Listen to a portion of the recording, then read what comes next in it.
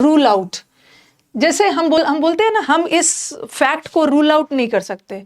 Rule out करना मतलब ना बाहर करना या खारिज करना। ओके, ये वाला रूल आउट करना, रूल आउट करना का मतलब है किसी भी चीज को खारिज कर दिया, रूल आउट कर दिया, एलिमिनेट कर दिया।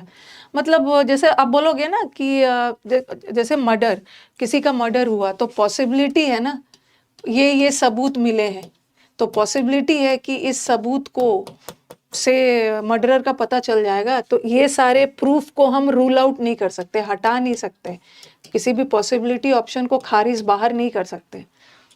रूल आउट, रूल आउट, हाँ, रूल आउट, ठीक है, बाहर करना। क्लास की पीडीएफ बिल्कुल मिलेगी, बिल्कुल मिलेगी। रूल आउट का मतलब है खारिज करना, बाहर किसी पॉसिबिलिटी, कोई भी संभावना है उसको हम बाहर नहीं कर सकते। मतलब पॉसिबिलिटी है कि ऐसा हुआ हो। The mechanic ruled out engine failure. सबको लगा ना कि ये गाड़ी खराब हो गया है, लेकिन मैकेनिक ने जांच पड़ताल किया तो उसने ये चीज़ खारिज कर दिया कि नहीं नहीं, कोई इंजन फेलियर नहीं है। जांच पड़ताल के बाद इंजन फेलियर की पॉसिबिलिटी को खारिज कर दिया कि इंजन का कोई प्रॉब्लम नहीं है, प्रॉब्लम कुछ और है। तो रूल आउट वर्ड याद रखना। ओके, रूल आउट वर्ड का मतलब है कोई भी पॉसिबिलिटी को खारिज करना, एलिमिनेट करना। ठीक है, अब आ जाओ, चलो ये वाला का तो आंसर पता है। जांच पड़ताल के बाद पुलिस ने रूल आउट किया कि कोई फाउल प्ले नहीं है। फाउल का मतलब है कोई अनफेयर चीज नहीं है, मतलब सब चीज ठीक ठाक है।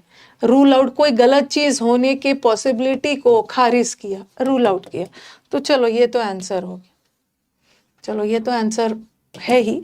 अब तीन फ्रेजल वर्ब है जो और भी इंपॉर्टेंट है। एक होता है गेट अवे विथ, कॉपी में लिखिएगा, ठीक है, गेट अवे विथ, या रन हो, रन ऑफ विथ भी होता है, और रन अवे विथ भी होता है।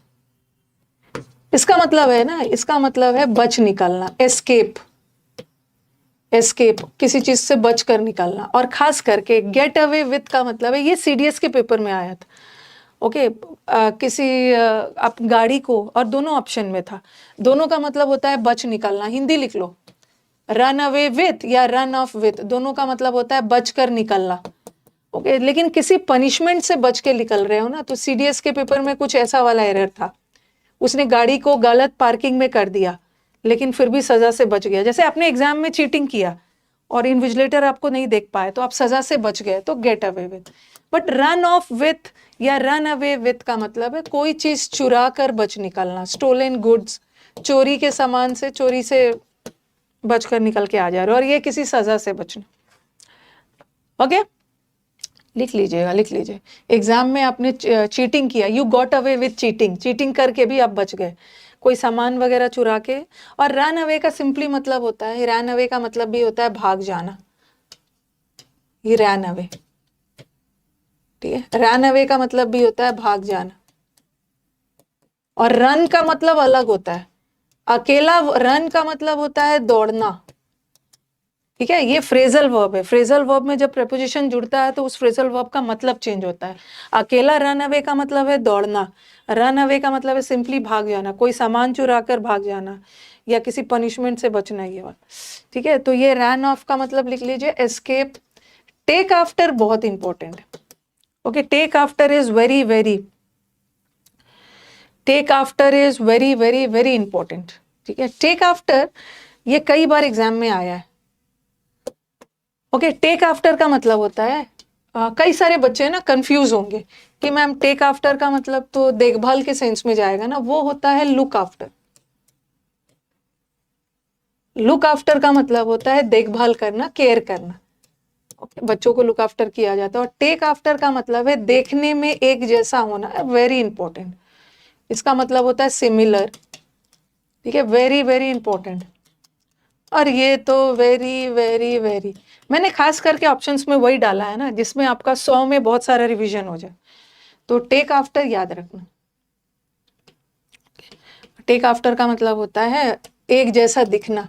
She takes after her mother, वो देखने में बिल्कुल अपनी मदर की तरह है, मतलब वो अपने मदर से रिजेंबल करती है, रिजेंबल, रिजेंबल का मतलब भी होता है सिमिलर, देखने में एक जैसा होना, आइडेंटिकल होना, आइडेंटिकल। चलो इसी बात पर हम एक चीज और याद, ग्रामर भी थोड़ा पढ़ लेते हैं। रिजेंबल के साथ कौन सा प्रेपोजिशन लगता है, जरा बताना, एग्जाम का फेवरेट क्वेश्चन है।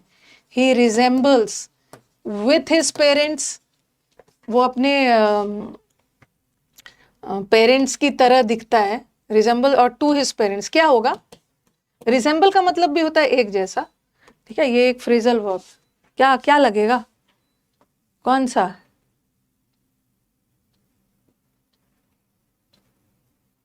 हाँ टू लगा देंगे एग्जाम में, जो कि गलत है, विथ लगा देंगे एग्जाम में, गलत है, ये अपने दिमाग के कोने में कहीं सेट कर लो।